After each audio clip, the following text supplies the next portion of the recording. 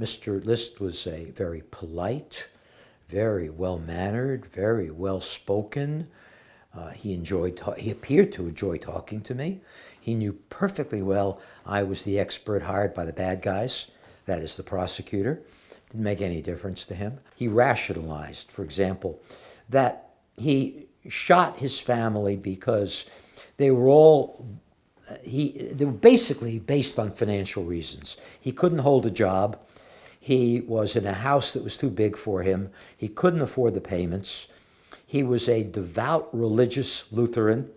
He figured that being poor and essentially going to the poorhouse was some kind of sin, that somehow he would shoot his family when they were, quote, in a state of grace.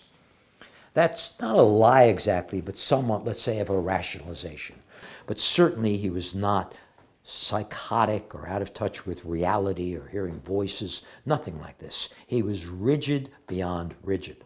So his choices of a universe of choices came down to three choices: run away, go bankrupt, kill his family. We have in medical and psychiatric diagnosis different classes of diagnoses. The big bad ones you think about are psychotic diagnoses like schizophrenia, where people believe they're God or they hear Jesus or they do things which make no sense. But there are other classes of mental disorder that one wouldn't even think of as illness, just peculiarities. And these are called personality disorders. There's some people who have personality, different types of personality.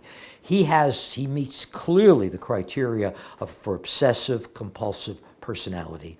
These are individuals who are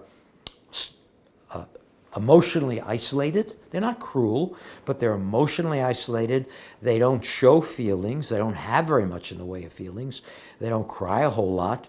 They're not emotional. They are very, very detail-oriented. They rationalize things that happen. They don't lie as an antisocial person would do, but they'll rationalize it.